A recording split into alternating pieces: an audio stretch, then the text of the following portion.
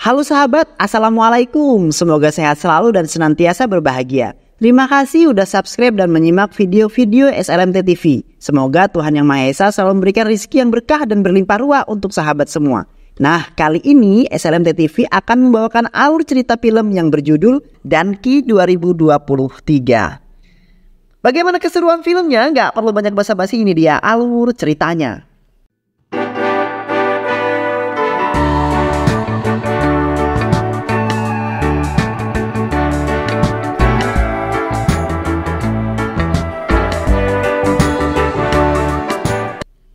Pada tahun 2020 ada seorang pasien di rumah sakit London yang bernama Manu Randawa yang sudah bangkotan. Seperti biasanya, petugas pembersih ruangan datang untuk membersihkan sebuah kamar, dan di samping itu Manu bangun dan melihat rokok di kantong pria tersebut dan ia langsung mengambilnya langsung. Setelah petugas sudah mengetahuinya, lalu ia berkata, "Jangan merokok di ruangan ini." Manu pun menyogok pria itu dengan uang agar membawanya keluar dari rumah sakit agar ia bisa merokok. Petugas itu pun kemudian menengok ke kanan dan ke kiri untuk memastikan gak ada orang yang mengetahuinya.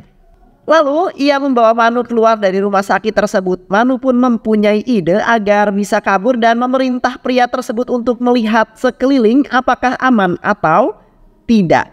Di saat pria tersebut melihat sekeliling, kesempatan emas bagi Manu untuk kabur. Ketika pria itu membalikkan badan, Manu pun sudah kabur melarikan diri.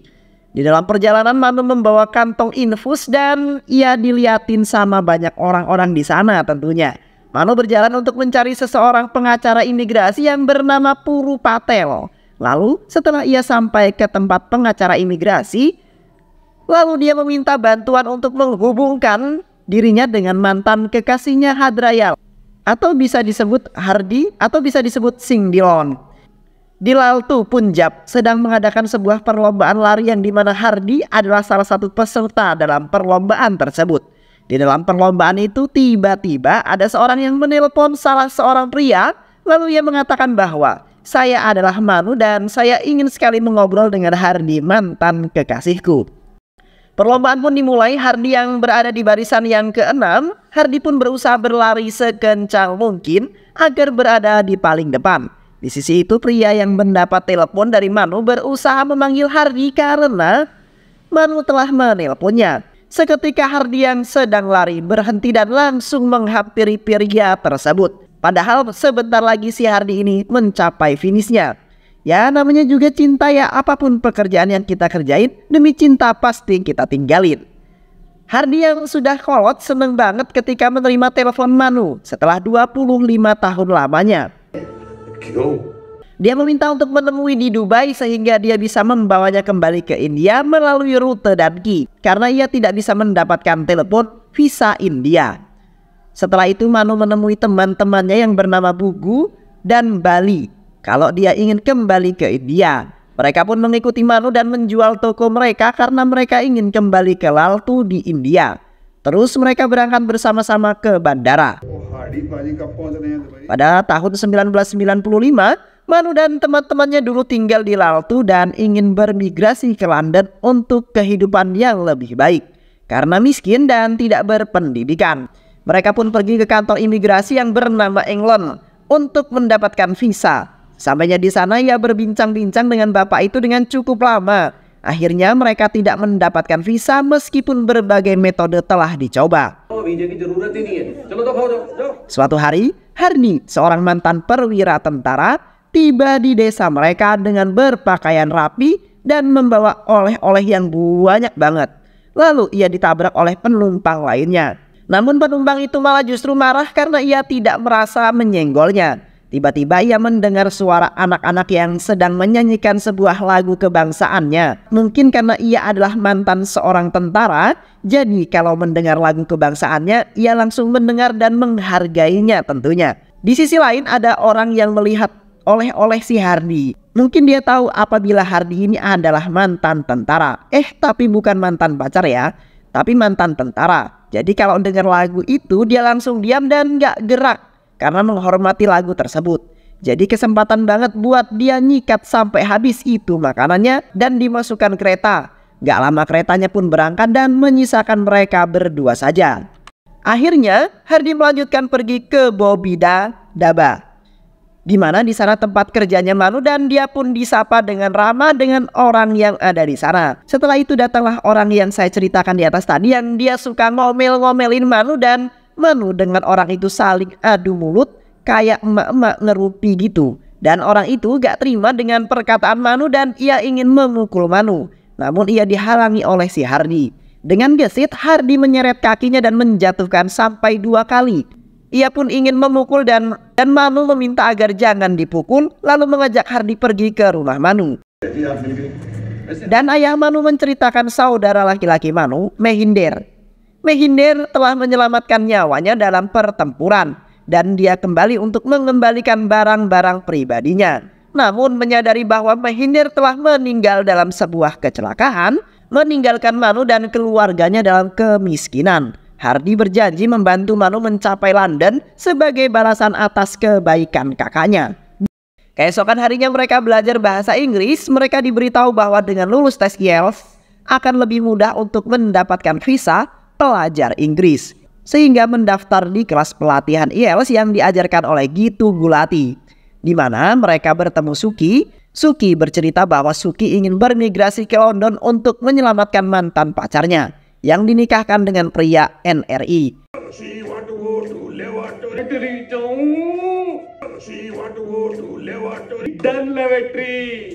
Di malam harinya mereka mengadakan pesta minum yang di sana ada Hardi dan teman-teman Suki pun ikut serta. Dan ia menceritakan mantan kekasihnya dengan perasaan yang sangat sedih. Ia ingin sekali ke London dan menyelamatkan mantan kekasihnya itu. Keesokan harinya mereka sekolah dengan agak sedikit mabuk dan Suki diperintah untuk berbicara bahasa Inggris. Tapi karena masih mabuk jadi agak melenceng. Pak Gitu Gulati mendekati meja mereka karena melihat Hardi tidur dan diperintahkan Hardi untuk bicara bahasa Inggris. Karena masih mabuk jadi agak ngawur ngomongnya. Di sana orang-orang pada tertawa maupun merasa kesal dan mengajak Hardi untuk keluar. Keesokan harinya saat di kelas, Suki memberitahu kepada Pak Gitu Gulati kalau ia sudah bisa bicara bahasa Inggris. Dan Pak Guru terheran siapa yang mengajarkannya. Ternyata Hardilah yang mengajarkannya dan Pak Gitu Gulati mengucapkan terima kasih kepada Hardi. Dan akhirnya mereka pun lulus tes IELTS. Mereka melanjutkan mendaftar ke kantor migrasi untuk mendapatkan visa agar mereka bisa berangkat ke London. Dugu yang sedang memasuki ruangan ia sangat bertingkah aneh karena ia tak disuruh duduk. Ia maju mundur sampai menabrak dinding kaca. Manu ia diajak ngobrol pakai bahasa Inggris, tapi dia ngejelasinnya sama menjawabnya campur bahasa antara Inggris sama India. Aneh tapi nyata. Dan orang yang mengetesnya agak kebingungan banget. Bali pas ditanya dia jawabnya rocos terus pakai bahasa Inggris sampai dia nepak meja. Kembali ke Dugu yang dia disuruh membaca tulisan tapi dia agak bisa baca, malah dia diajarin sama yang ngetes dan dia langsung disuruh keluar ruangan. Giliran Hardi yang dikasih waktu untuk ngomong bahasa Inggris.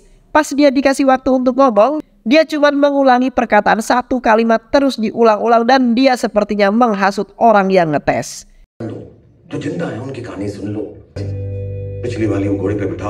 Suki giliran dia ditanya, dia agak gugup dan kurang bisa menjawab. Langsunglah ia disuruh keluar dari ruangan itu. Dia meminta agar dites kembali, namun petugas lain menyuruh dia keluar agar gantian sama yang lain. Keesokan harinya papan pengumuman datang dan di sana sudah ramai orang-orang yang menunggu pengumuman tersebut. Bali cepat-cepat turun dan ingin melihat. Setelah ia melihat, ia langsung terkejut dan pingsan karena ia lulus tes dan berangkat ke London. Ia pun sangat gembira, namun 4 rekannya tidak lulus. Mereka pun sangat sedih. Tibalah keberangkatan Bali. Suki yang merasa tidak suka karena ia tidak lulus tes, lalu ia marah-marah gak terima seperti itu. Dan berangkatlah Bali ke London dengan mengendarai pesawat. Pak Gitu Gulati datang menemui Suki, meminta maaf dan memberitahu bahwa ada jalan agar bisa ke sana, yaitu melalui rute Danki. Tetapi itu sangat ilegal dan berbahaya, karena itu sangat dilarang oleh polisi. Dia juga memberitahu Suki bahwa mantan pacarnya telah meninggal karena bunuh diri. Setelah mengetahui Suki gagal dalam IELTS, mendengar kabar buruk, langsung ia melumuri tubuhnya dengan bensin lalu membakar tubuhnya sendirian. Hardi yang melihat langsung lari dan memadamkan api yang berkobar di tubuhnya dengan kain.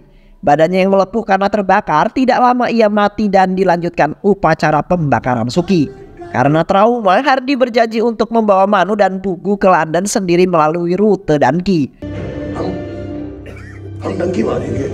Mereka pun langsung bergegas berangkat melalui jalur Danki dan sampai di pertengahan lautan.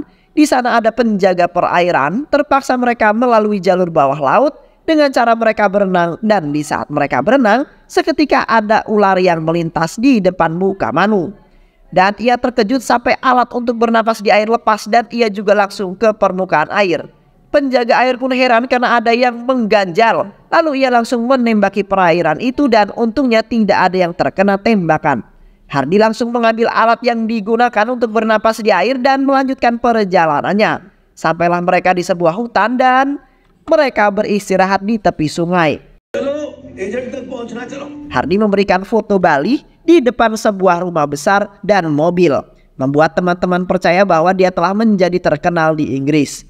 Setelah perjalanan berbahaya melalui Pakistan, Afghanistan, Iran, dan Turki, di mana 3 penumpang mereka terbunuh dan mereka bertemu dengan 3 orang pria, lalu mereka mengajak ke sebuah pos.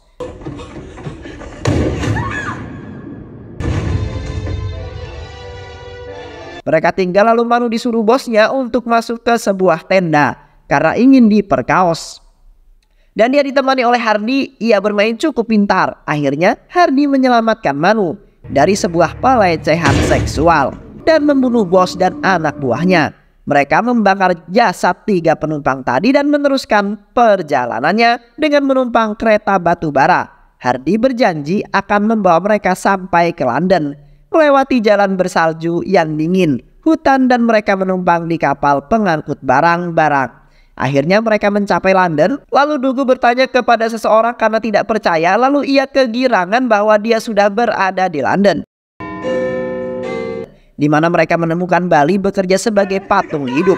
Bali membawa mereka bersamanya ke tempat dia tinggal, di mana mereka menyadari bahwa foto yang dikirimkan adalah palsu dan dia sebenarnya hidup dari mulut ke mulut. Di Inggris dan berbagai rumah kecil bobrok dengan sejumlah imigran ilegal lainnya yang tidur di ranjang susun dan terus-menerus takut ketahuan oleh polisi dan otoritas imigrasi. Hardi sangat marah sekali setelah mengetahui ini semua. Dia melakukan seperti itu agar mereka bahagia dan senang. Namun harus bagaimana lagi yang saya lakukan sekarang? Bali berusaha mencari pekerjaan sedangkan Dugu ia menjual foto-foto dan Manu ia menjadi tukang bersih-bersih di mall. Pada suatu malam polisi mengendap-endap untuk mengecek lokasi yang mereka tempati. Beruntungnya Hardi masih belum tidur dan dengan diam-diam ia membangunkan teman-temannya untuk kabur dengan tidak bersuara. Akhirnya mereka berhasil meloloskan diri dari buronan polisi. Mereka bersembunyi di suatu pemakaman. Hardi dan Manu bertengkar. Ia sangat menyesal datang ke London dengan melalui jalur Danki. Mereka sudah susah payah melewati hal-hal yang mengerikan dan menewaskan 3 penumpang. Ia kira di sini akan hidup enak dan nyaman, ternyata malah hidup seperti gelandangan. Manu memujuk Hardi untuk berusaha agar kita bisa hidup apa yang kita impikan dahulu. Lalu mereka bertemu pengacara Puru Patel dan meminta pendapat bagaimana solusinya. Ia menyarankan Manu untuk melakukan pernikahan palsu sebagai cara mudah untuk mendapatkan kewarganegaraan Inggris. Manu setuju dan menikah dengan seorang pecandu narkoboy. Saat berada di gereja, Hardi sangat marah dengan upaya pecandu narkoboy tersebut untuk mencium Manu. Dan mereka terlibat dalam perkelahian sehingga mereka berdua ditangkap di pengadilan.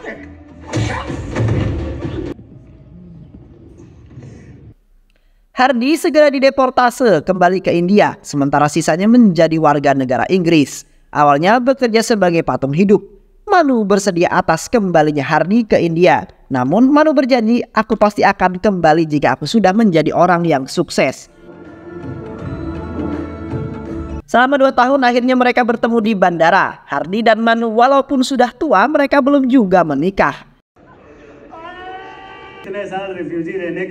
Manu memberitahu Hardi bahwa dia ingin kembali ke rumah karena dia sekarat karena tumor otak.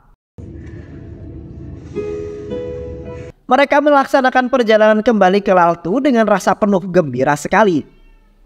Begitu mereka sampai di Laltu, Manu terkejut mengetahui bahwa Hardi tidak pernah menikah karena cinta padanya. Tak lama setelah Hardi melamarnya, Manu meninggal karena penyakitnya. Patah hati, Hardi menyerahkan cincin pertunangan ke tangannya dan memeluknya sambil menonton kembang api di malam Diwali. Film diakhiri dengan epilog bahwa tidak ada visa yang dikeluarkan untuk bepergian ke negara lain sekitar 140 tahun yang lalu. Janji itu adalah hutang, jikalau kita berjanji harus kita tepati dan jangan mengingkarinya. Memang seseorang itu membutuhkan kepercayaan, karena itu adalah amanah paling besar. Bisa kita contoh betapa besarnya janjinya Hardi dengan Manu. Mereka rela tidak memalingkan hatinya ke orang lain demi cinta yang dulu. Wassalamualaikum warahmatullahi wabarakatuh.